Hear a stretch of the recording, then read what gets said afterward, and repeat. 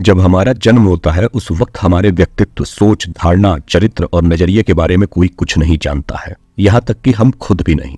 पर ऐसा नहीं है कि उस वक्त यह हम में मौजूद नहीं होते हैं, बिल्कुल होते हैं। और इसे ही हम स्वयं की उच्च वास्तविकता यानी कि हायर रियलिटी कहते हैं। वही हमारा मूल और शुद्ध रूप होता है। उस वक्त हम सांसारिक मोहमाया, बंधन, संकुचित सोच, नकारात्मक आत्मविश्वास, काल्पनिक भय, चिंता से पूर्ण रूप से मुक्त और उत्कृष्ट क्षमता, उत्साह, हौसला और प्रेरणा से भरपूर होते हैं। हमें ना तो किसी की सोच का दबाव और ना ही कोई परवाह रहती है।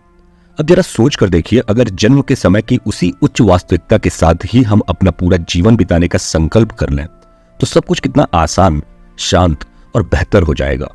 बेवजह की चिंता, अटैचमेंट, लालच, नकारात्मकता, दुख, दर्द से मुक्त एक महान जीवन।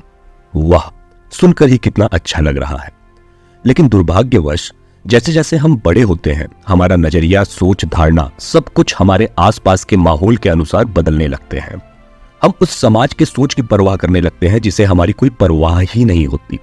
और फिर हमारे अंदर चिंता, सीमित विश्वास, डर इस कदर विकसित हो जाता है कि अंततः हम इस भीड़ चाल की दुनिया के भीड़ का मामूली सा हिस्सा बनकर पूरा जीवन व्यतीत कर देते हैं। मतलब एक और जीवन व्यर्थ। आपको क्या लगता है, आप इस पृथ्वी पर क्यों आए हैं? खाने पीने मौज करने के लिए, या फिर भेड़ चाल में जीवन जीने के लिए, या लोगों के जीवन में ताक झांक करके उन्हें जज करने के लिए, या उनसे जलने या उनके बारे में गॉसिप करने के लिए, या फिर अपने से किसी कमजोर, किसी मजबूर को सताने, उसका मजाक उड़ाने के लिए? जहां तक मुझे पता है इनमें से कोई भी आपके जीवन का उद्देश्य तो नहीं होगा, लेकिन फिर भी हम में से ज्यादातर लोग जाने अनजाने में यही सब करते हुए अपना पूरा जीवन खत्म कर देते हैं, जबकि यह तो हमारा वास्तविक स्वभाव है भी नहीं। यह आर्टिफिशियल स्वभाव तो हमारे आसपास के माहौल द्वारा गढ़ा गया है, जो सिर्फ और सिर्फ हमारे दुख और अशांति का कारण बनता है, जो हमें बिना कुछ अलग और महान किए साधारण जीवन जीने के लिए मजबूर करता है। अब खुद याद करके देख लीजिए, बाल्यावस्था में हम कितने ज्यादा उत्साहित, जिज्ञासु, निडर, निसंकोच और केवल स्वयं की परवाह करने वाले होते हैं। फिर किशोरावस्था तक भी हमारे अंदर उत्साह, हौसला और प्रेरणा की कोई कमी नहीं होती है। उस वक्त तक भी हमें सब कुछ संभव लगता है। तो फिर ज्यादातर लोगों को युवावस्था में आखिर क्या हो जाता है? आखिर क्यों हम अपने उस उच्च वास्तविकता को खोने लगते हैं जो जन्म से हमारी है? क्यों हमारी वास्तविक धारणा, नजरिया, विश्वास धूमिल हो जाते हैं? क्यों हमारी जिज्ञासा खत्म हो जाती है? क्यों हम सवाल पूछना बंद कर देते हैं? और फिर न जाने कितने क्यों है। और फिर परिणाम स्वरूप अपने ही वास्तविकता को खोकर हम मानसिक और आध्यात्मिक रूप से इतना ज्यादा कमजोर हो जाते हैं कि हमें मामूली से मामूली परिस्थिति भी कठिन लगने लगती है। छोटी से छोटी परेशानी भी पहाड़ जैसी लगती है। हम भूल जाते हैं कि इन परेशानियों का उद्देश्य हमें और मजबूत बनाना है। हम भूल जाते हैं कि मानव जीवन में ऐसी कोई परेशानी उत्पन्न हो ही नहीं सकती जिसका कोई समाधान ना हो। कोई बात नहीं, अब तक जो हो चुका है उसे बदला तो नहीं जा सकता, लेकिन आगे का समय अभी भी हमारे हाथ में है, जहां हम स्वयं के उच्च वास्तविकता को पुनः अपने जीवन में शामिल करके उसे जैसा चाहें वैसा आकार दे सकते हैं। आज का यह सेशन एक ऐसी यात्रा है जहां आत्मबोध यानी कि सेल्फ रियलाइजेशन के बल पर हम हमारी सोच, हमारी धारणा, हमारा नजरिया हमेशा हमेशा के लिए बदलने वाले हैं। आज हम अपने दिमाग पर पड़े उस अज्ञानता के पर्दे को हटाने वाले हैं जो हमारे वास्तविक धारणाओं को अस्पष्ट करता है, जो हमें सफल, खुश, समृद्ध और शांतिपूर्ण जीवन के असल रहस्य को उजागर करने से रोकता है। आज का यह सेशन समय और परंपरा से परे है, जहां हम आत्मज्ञान और सत्य के जरिए अपने गलत विश्वास और अस्पष्ट धारणाओं को साफ करके स्वयं के उन उच्च वास्तविक स्वभाव के बारे में जानेंगे जो जन्म के समय हमारा होता है, और साथ ही जानेंगे स्वयं की गहराई में जाकर ब्रह्मांड की शक्ति का सही प्रयोग करने का तरीका भी। आपने कभी न कभी यह तो सुना होगा कि आत्मबोध कीजिए, जीवन बदल जाएगा। स्वयं के बारे में गहराई से जानिए, जीवन संवर जाएगा। लेकिन असल में आत्मबोध है क्या और इसे किया कैसे जाता है, यह बहुत कम लोग बताते हैं। तो आज हम आत्मबोध करो के बारे में नहीं, बल्कि आत्मबोध क्यों और कैसे के बारे में चर्चा करेंगे, जहां हम इससे जुड़े दो महत्वपूर्ण सवालों का जवाब जानेंगे। पहला, उसका महत्व, और दूसरा, उसे सफलता के साथ पूरा करने का तरीका। तो चलिए शुरू करते हैं जीवन को बदल देने वाली यात्रा को। जन्म के साथ हमारे नए यात्रा की शुरुआत होती है, जहां हर मोड़, हर कदम पर मिलने वाले अनुभव इस यात्रा के अहम हिस्से होते हैं, जिनका एकमात्र मकसद हमारे अस्तित्व से जुड़े रहस्यों को सुलझाना और जीवन के उद्देश्य को पहचानना होता है। और यह तभी संभव हो सकता है जब हम पूर्ण चेतना के साथ आत्मबोध करते हैं। यह एक ऐसी खोज है जहां समय, संस्कृति, परंपरा की कोई सीमा नहीं होती। एक ऐसी खोज जो सदियों से मानव अनुसंधान का केंद्र रहा है। असल में आत्मबोध का मुख्य उद्देश्य हमारे उस वास्तविक स्वभाव, गुण, लक्षण, उद्देश्य, दिव्यता और शाश्वत को पहचानना है जो जन्म के वक्त तो हमारे पास होते हैं, लेकिन समय के साथ हम उसे भूलकर भटक जाते हैं। आत्मबोध के बदौलत ही हम अपने जीवन के उस वास्तविक सारांश को समझ सकते हैं जो समय के साथ हमारे भ्रम और अज्ञानता के पर्दों पे काफी नीचे दब जाता है। एक ऐसा सारांश जो हमें हमारे अस्तित्व के स्रोत से जोड़ता है। और यह मान्यताएं किसी विशिष्ट आध्यात्मिक या दार्शनिक परंपरा तक ही सीमित नहीं है, बल्कि यह तो वो यूनिवर्सल कॉन्सेप्ट है जो मानव ज्ञान के इतिहास में सदियों से उपस्थित है। फिर चाहे वो वेदों की शिक्षा हो, या फिर बुद्ध ज्ञान, या फिर अलग अलग धर्मों द्वारा किए जाने वाले चिंतनशील अभ्यास ही क्यों ना हो, इन सब का यही मानना है कि हमारे आत्मा और परमात्मा के बीच एक गहरा और अटूट रिश्ता है। हमारी आत्मा उस परमात्मा का ही एक छोटा सा अंश है जो इस पृथ्वी पर किसी महान उद्देश्य के पूर्ति के लिए भेजी गई है, जिसका साथ यह ब्रह्मांड, यह प्रकृति पग पग पर देते हैं। और जो इंसान आत्मबोध की बदौलत स्वयं के अस्तित्व, स्वयं के उद्देश्य और उच्च वास्तविकता के बारे में जागरूक हो जाता है, वही महान आत्मा के रूप में पूरे संसार में प्रचलित होता है। हाँ, यह इतना आसान भी नहीं है, लेकिन लगातार अभ्यास और अनुशासन के जरिए हम इस यात्रा को सफलतापूर्वक पूरी जरूर कर सकते हैं। असल में आत्मबोध की यात्रा एक भूल भुलैया की तरह है, जहां मंजिल तक पहुंचने के लिए कोई सीधे रास्ते नहीं, बल्कि ढेर सारे मोड़ और चुनौतियों से भरे एक घुमावदार रास्ते से गुजरना पड़ता है, जहां स्पष्ट भावना और उद्देश्य के क्षणों का सामना करने से पहले ढेर सारे भ्रम और संदेह का सामना करना पड़ता है। हालांकि इस सफर में बढ़ता हर कदम हमें हमारे वास्तविक स्वभाव के करीब ले जाता है।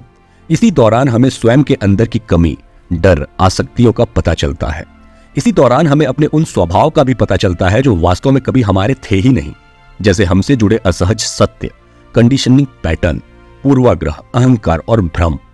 इन शॉर्ट, हमें स्वयं के बारे में विस्तार से पता चलता है, जैसे हम कौन हैं, हमारा अस्तित्व क्या है, हमारे जीवन का उद्देश्य क्या है, हमारा वास्तविक स्वभाव क्या है, और भी बहुत कुछ, जिन्हें जानकर हम दोबारा स्वयं को अपने उच्च वास्तविकता से जोड़ सकते हैं जो जन्म के समय हमारी थी।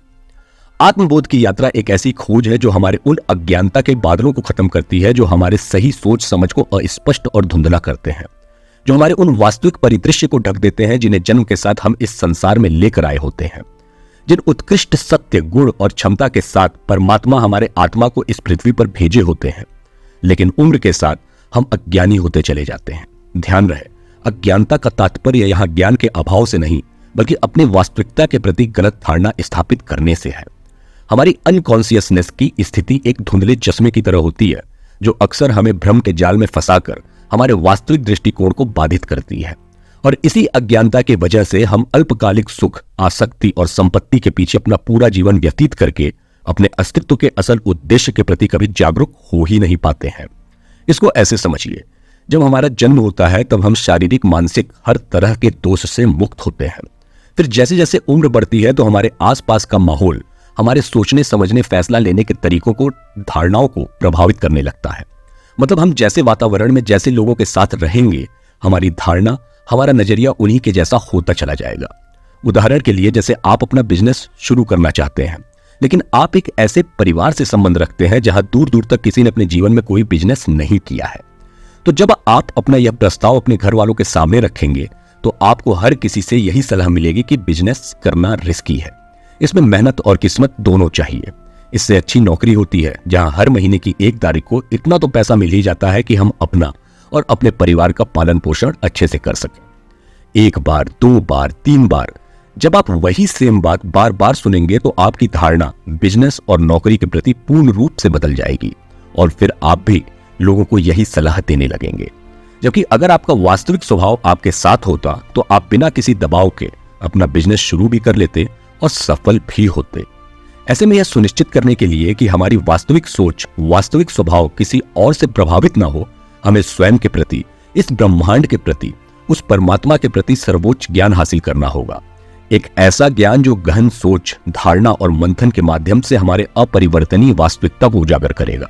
एक ऐसा ज्ञान जो हमें एक ऐसी गहन अंतर्दृष्टि देगा जो बाकी सामान्य इंद्रियों जैसे आंख, नाक, कान, त्वचा से भी बहुत ऊपर होगी, जो हमारे अंतर्मन का बिना किसी ठोस कारण के सही निर्णय, सही कदम उठाने के लिए मार्गदर्शन करेगी।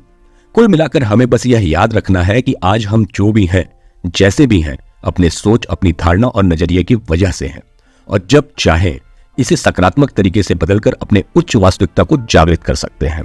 और जब हम ऐसी धारणाओं के साथ अपने अस्तित्व के खोज की यात्रा पर निकलते हैं तो हमारा रास्ता काफी आसान हो जाता है। ध्यान रहे, हमारी उच्च वास्तविकता हमारे अस्तित्व की वो संरचना है जिसके अंदर हम रहते हैं, कुछ करते हैं, और यह एक ऐसा कॉन्सेप्ट है जिसका कई प्राचीन दार्शनिक परंपराओं की शिक्षा में कई बार उल्लेख किया गया है, जिनकी फिलॉसफी यह स्पष्ट करती है कि हमारा प्रामाणिक स्वभाव, यानी कि वो स्वभाव जो जन्म के समय था, वो दिव्य, बेदाग और शाश्वत रूप से मुक्त होता है।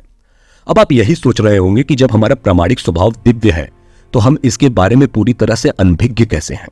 आखिर क्यों हम हमारे सच्ची और उच्च वास्तविकता के बारे में समझ नहीं पाते हैं? और इसका जवाब एक शब्द में यह है कि हमारी अज्ञानता, यानी कि इग्नोरेंस। जी हां, समय के साथ हमारे अज्ञानता का पर्दा हमारे वास्तविक सारांश और स्वभाव को ढक देता है, जो सत्यता के ऊपर भ्रम का धुआं बनकर हमारे वास्तविक धारणा को धूमिल कर देता है। इसे ऐसे समझिए, कल्पना कीजिए कि दोपहर के 12 बजे आप अपने घर के बाहर निकले और बाहर सूरज है ही नहीं। तो आप क्या मानेंगे कि सूरज आज उगा ही नहीं, जो असंभव है। तो फिर क्या? फिर यह कि सूरज तो सदैव अपने समय पर उज्ज्वलता के साथ चमकता है। हाँ, इस वक्त हमें इसलिए नहीं दिख रहा क्योंकि अंधेरे घने बादलों ने उसे ढक लिया है। यहां पर वो उज्ज्वल सूरज हमारी उच्च वास्तविकता है। सूरज से निकलने वाली किरणें सत्य, ज्ञान, आत्मबोध और असीम प्रेम का स्रोत है, और हमारी अज्ञानता जैसे स्वार्थ, घृणा, लालच, इच्छा, क्रोध और महत्वाकांक्षा जैसे डिस्ट्रैक्शंस उन अंधेरे घने बादलों की तरह है जो हमारे वास्तविक उच्च गुणों को ढक लिया है। मतलब वो सारे गुण जो हमारे अंदर जन्म से ही मौजूद हैं, लेकिन इस वक्त हमारे अज्ञानता ने उसे ढक लिया है। यही अज्ञानता हमें इस ब्रह्मांड के विशालता से अलग कर रही है, सीमित सोच, सीमित अस्तित्व के साथ जीने के लिए मजबूर कर रही है, जिसके वजह से हम अहंकार, लालच, आसक्ति, इच्छा और भय के चक्र में उलझकर रह जाते हैं। तो अब सवाल यह है कि कैसे हम इस अज्ञानता के पर्दे को उठाएं? आखिर कैसे हम इन काले अंधेरे बादलों को हटाकर उच्च वास्तविकता के उज्जवल सूर्य की चमक को देखें? ऐसे में हमें सबसे पहले तो यह जानने की जरूरत है कि हम वास्तव में हैं कौन, हमारा इस पृथ्वी पर जन्म क्यों हुआ है, हमारा अस्तित्व क्या है, हमारी उच्च वास्तविकता असल में क्या है। अब जब हम आत्मबोध के महत्व के बारे में जान चुके हैं तो चलिए अब यह भी जान लेते हैं कि इस यात्रा को सफलतापूर्वक पूर्ण कैसे करना है। Step 1, treat yourself as a soul. सबसे बड़ी गलती हमसे तब होती है जब हम मैं के मायाजाल के अंधे होकर अहंकार को अपने ऊपर हावी होने देते हैं। असल में वास्तविकता के प्रति हमारी धारणा गलत विश्वास और पहचान की वजह से भी धूमिल हो जाती है, क्योंकि हम स्वयं को और दूसरों को एक आत्मा न समझकर नाम, रिश्ते, मन और स्वभाव से पहचानते हैं। देखिए, आपका नाम क्या है, आप किस परिवार से ताल्लुक रखते हैं, आपकी हैसियत क्या है, इससे ब्रह्मांड को कोई फर्क नहीं पड़ता है। उसके लिए आप सिर्फ एक आत्मा है जो सदियों से एक यात्रा पर है। जैसे हम किसी यात्रा से वापस आने के बाद अपने कपड़े बदलते हैं, ठीक वैसे ही हमारी आत्मा भी एक यात्रा पूरी करने के बाद अपने कपड़े यानी कि शरीर बदल देती है। जितना जल्दी आप इस तथ्य को स्वीकार कर लेंगे, यकीन कीजिए आपका जीवन उतना ही जल्दी सरल हो जाएगा। जिस दिन आप स्वयं को एक शरीर न समझकर एक आत्मा की तरह देखना शुरू करेंगे, उस दिन आप बीमारी, बुढ़ापे और मृत्यु के डर से मुक्त हो जाएंगे। और जैसे आप अपने कपड़ों को साफ सुथरा रखते हैं, वैसे अपने शरीर को भी अच्छे भोजन, व्यायाम, योगा के जरिए स्वस्थ रखेंगे। जिस दिन आप स्वयं को और दूसरों को भी आत्मा की तरह देखने लगेंगे, उस दिन से आपका अहंकार, क्रोध, नफरत, ईर्ष्या सब कुछ खत्म हो जाएगा। क्योंकि सारी आत्माएं हैं तो उसी एक परमात्मा का हिस्सा, और कोई खुद के ही हिस्से से क्रोध, ईर्ष्या, द्वेष कैसे कर सकता है। Step 2, surrender yourself. जी हाँ, एक बार जब हमने स्वयं को एक आत्मा मान लिया तो आगे इस प्रक्रिया में हमें ब्रह्मांड की ताकतों के सामने आत्मसमर्पण करना होगा। ध्यान रहे, यहाँ आत्मसमर्पण का मतलब हार मान लेने से नहीं है, बल्कि इसका तात्पर्य हमारे अनावश्यक नियंत्रण, अहंकार, बेवजह की इच्छा, हवस के प्रति हमारे अटैचमेंट को त्यागने से है। और यकीन कीजिए, जिस वक्त हम पूर्ण चेतना के साथ यह समर्पण करेंगे, उस वक्त से ब्रह्मांड की सारी ताकत हमारे सोच, समझ और शक्तियों के साथ खुद ब खुद अलाइंड होकर हमारा समर्थन करने लगेंगी, जो हर कदम पर छोटे से बड़े फैसले लेने में, किसी चीज का चुनाव करने में, किसी लक्ष्य को हासिल करने में हमारा मार्गदर्शन करेंगी, जो हमें सांसारिक धारणा से परे जाकर प्रेरणादायक और विनम्र बनाते हुए हमारे वास्तविक धारणा और स्वभाव का ज्ञान कराएगी। Step 3, do introspection. आत्मसमर्पण के बाद अपने ध्यान को आंतरिक रूप से केंद्रित करके हमें स्वयं का आत्मनिरीक्षण करना होगा। यकीन कीजिए, आत्मबोध की यात्रा का यह सबसे सरल और शक्तिशाली तरीका है। इसके मदद से ही हम स्वयं के अज्ञानता द्वारा स्थापित कंडीशनिंग, प्रीजुडाइसेस और झूठी पहचान जैसे बेकार स्वभाव के परत हटाकर अपने उन वास्तविक स्वभाव, विरासती दिव्यता को पहचान पाते हैं जो हमारे असल उच्च वास्तविकता का अभिन्न हिस्सा होते हैं। Step 4, incorporate kindness and patience. जी हाँ, अब जब आत्मसमर्पण और आत्मनिरीक्षण करके आप आत्म खोज के सफर में आगे बढ़ चुके हैं, तो यात्रा के दौरान ही आपको अपने जीवन में दया और धैर्य को भी शामिल करना होगा, जिनसे आपके जीवन में ऐसी लहरें उत्पन्न होंगी जो अज्ञानता के बादलों को तितर बितर कर देंगी। इन्हीं के बदौलत हम ब्रह्मांड के उस सामंजस्यपूर्ण प्रवाह से जुड़ेंगे जो सभी प्राणियों के आपसी जुड़ाव को प्रकट करता है। इसको ऐसे समझिए। अच्छा, आप मुझे बताइए, क्या केजी में पढ़ने वाले बच्चे के प्रति आप उस वक्त बुरा या क्रोधित महसूस करेंगे जब वो डिफरेंशिएशन या इंटीग्रेशन के सवाल नहीं लगा पाएगा? नहीं करेंगे, क्योंकि आपको पता है कि वो अभी अभी स्कूल की शुरुआत किया है और सही समय और उम्र में वो इन सवालों को सॉल्व करना सीख जाएगा। ठीक इसी तरह हमारी चेतना भी प्रत्येक आत्मा के लिए स्टेप बाय स्टेप ही विकसित होती है, और ऐसे में हमें सब्र के साथ बिना किसी दर्द को महसूस करते हुए केवल अपने और दूसरों के प्रति दयालु होने की जरूरत है। Step 5, incorporate meditation and mindfulness. किसी भी मुकाम को हासिल करने के लिए इन दो अभ्यास को करना बेहद जरूरी होता है। इसीलिए आप देखेंगे कि सफलता कैसी भी हो, इनके बिना पूर्ण कभी नहीं हो सकती है। यह बेशक आम लेकिन शक्तिशाली तरीके हैं जो हमें आत्मबोध की यात्रा में भ्रम की स्थिति में भी स्पष्टता और अंतर्दृष्टि प्रदान करते हैं। इन्हीं के जरिए हम स्वयं के उच्च वास्तविकता से रूबरू होते हैं। देखिए, अज्ञानता की प्रकृति और उत्पत्ति की पहचान कर पाना अपने आप में एक गहरा रहस्य है। यह कब हमारे ज्ञान और दिव्यता में शामिल हो जाता है, वास्तव में हमें पता ही नहीं चलता, और फिर अचानक से हम अज्ञानता के उस अंधेरे रास्तों पर चलने लगते हैं जहां मोह, माया, हवस, लालच के जाल में फंसकर अल्पकालिक सुख से आसक्त हो जाते हैं, जिसका परिणाम केवल दुख, दर्द और पीड़ा ही होती है। स्टेप 6, डोंट जज एंड कंपेयर। यह ब्रह्मांड एक दर्पण की तरह है और दिखने वाली हर बाहरी वास्तविकता हमारे भीतर मौजूद विचारों का ही प्रतिबिंब है। फिर भी ज्यादातर लोगों का समय और मन लोगों का मूल्यांकन और उनसे तुलना करने में बेकार होता है। जब हम किसी को जज या किसी से अपनी तुलना करते हैं, उस वक्त हम अपने वास्तविक स्वभाव से दूर होकर अंधेरे कुएं में गिरने लगते हैं, और ऐसा सिर्फ हम इसलिए करते हैं क्योंकि हमारी अज्ञानता हमें अंधा कर देती है। आपको यह स्वीकार करना होगा कि हर इंसान का अलग अलग टाइम जोन होता है, अलग अलग जागृति होती है। ऐसे में हमारा यह मानना कि हम किसी से बेहतर या कमतर हैं, बेवकूफी है।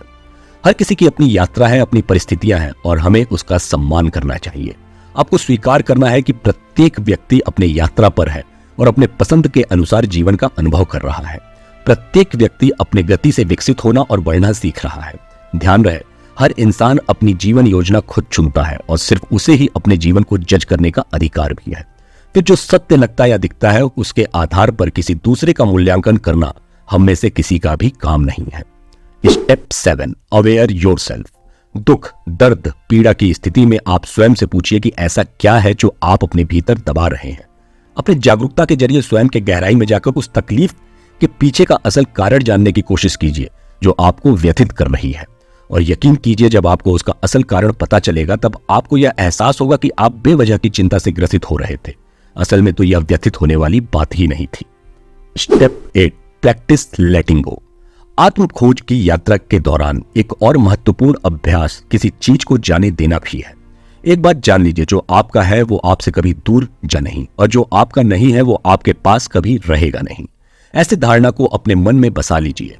हाँ, ध्यान रहे, जाने देने से यहां मतलब संन्यास ले लेने से नहीं, बल्कि स्वयं को उन अल्पकालिक सुख के प्रति लगाव से मुक्त करना है। यह स्वयं को उन भौतिक संपत्तियों से मुक्त करने के बारे में है जो हमारी फिजूल की इच्छाओं और महत्वाकांक्षाओं से होकर गुजरती हैं, जो अक्सर हमें इन सांसारिक मोह माया में उलझा कर रखती हैं। जब हम जाने देने के अभ्यास को अपने जीवन में शामिल करते हैं, तब स्वयं से एक गहरा संबंध स्थापित कर पाते हैं। इसी के जरिए हमें यह एहसास होता है कि स्थायी संतुष्टि, शांति, खुशी बाहर दुनिया में नहीं बल्कि हमारे भीतर है। आत्मबोध और आत्मज्ञान की यात्रा असल में मानसिक शुद्धि है, जो हमारे जीवन से अज्ञानता के पर्दों को हटाकर हमारे उच्च वास्तविक दिव्य स्वभाव को चमकाने का मौका देते हैं। यह सबसे बड़े सवाल का जवाब है कि हम वाकई में हैं कौन। तो दोस्तों, मेरे साथ इस सफर को तय करने के लिए आप लोगों का तहे दिल से धन्यवाद। उम्मीद है कि आपको यह वीडियो पसंद आई होगी। ऐसे ही लाइफ ट्रांसफॉर्मेशन वीडियोस के लिए रूब्रिक को लाइक कीजिए, सब्सक्राइब कीजिए और इसे अपनों के साथ शेयर कीजिए। और हमें कमेंट में जरूर बताइए कि और क्या आप हमसे सुनना पसंद करेंगे। धन्यवाद और नमस्कार।